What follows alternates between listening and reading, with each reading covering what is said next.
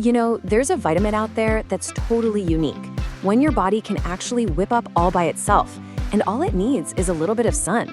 We're talking about vitamin D, the famous sunshine vitamin. And today we're going to dig into why it's so important and, more importantly, how to get it right. So let me start with a quick question for you. Do you spend most of your day inside?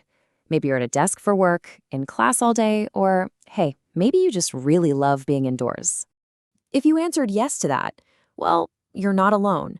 You're part of a massive group of people who might actually be at a higher risk for a vitamin D deficiency. It makes sense, right? That indoor lifestyle means we're just not getting the key ingredient. Okay, so let's get down to basics. What exactly is vitamin D and why does it matter so much? So vitamin D is what's called a fat-soluble vitamin. All that means is your body can store it for later, which is pretty handy. Its main job, its superpower, really, is helping us absorb calcium and phosphorus. That makes it absolutely critical for strong bones, healthy muscles, and keeping your immune system running smoothly. And here is the thing that makes it so special, what gives it that famous nickname. Think about it. Every other essential vitamin we have to get from our food. But vitamin D, it's the only one our bodies can make all by themselves. The magic ingredient is just good old-fashioned sunlight. But you know, it's not quite that simple. There are actually two main forms you'll hear about. There's D2, which you get from plants like mushrooms, and then there's D3. That's the type our bodies make from the sun, and it's also found in animal products. And for what it's worth, most of the science out there says that D3 is way more effective at getting your levels up. So how does this all happen? It's actually a fascinating process. I want you to think of your skin as this amazing, high-tech, solar-powered factory that turns sunlight into a nutrient your body needs to survive. It's basically a four-step assembly line. First, UVB rays from the sun hit your skin. Then boom, that creates something called pre-vitamin D3.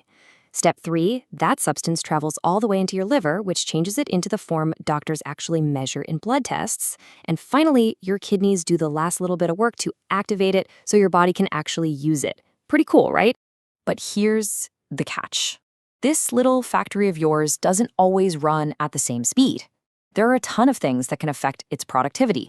The season, the time of day, how far you live from the equator, cloud cover, pollution, your age, even the amount of natural pigment or melanin in your skin can change how much vitamin D you're able to produce. And that leads us to the number one question everyone has. How much sun is the right amount? It's all about finding that perfect sweet spot. So for most adults, the general recommendation, if you're not getting much sun, is to aim for 600 international units, or IU, per day. That's from all sources, by the way, including food and any supplements. But of course, there's always a little more to the story. That recommendation actually goes up to 800 IU for anyone over 70.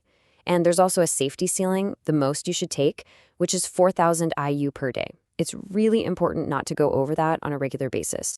So what does that look like in real life with actual sun?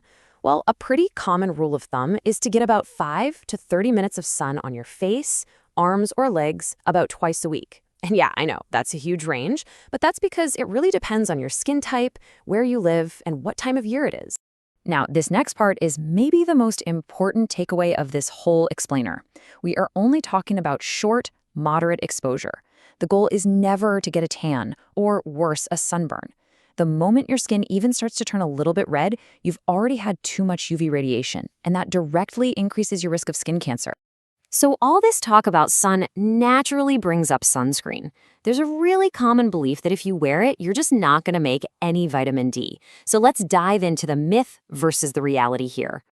Okay, so the theory makes perfect sense, right?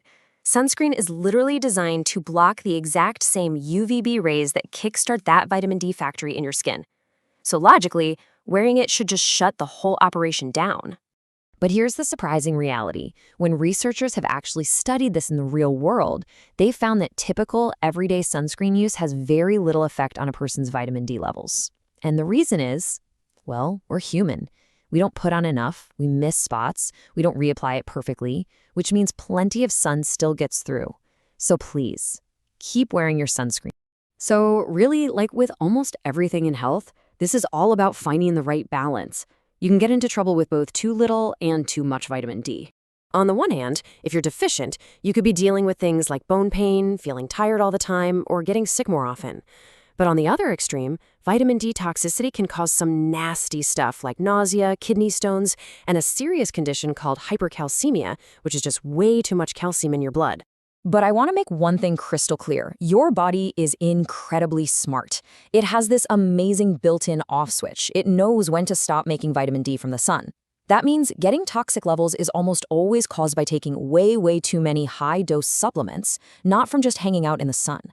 So I'll just leave you with this final thought to chew on. When you think about your own life, where you live, your job, the time of year, when was the last time you really consciously thought about your own personal sunshine routine?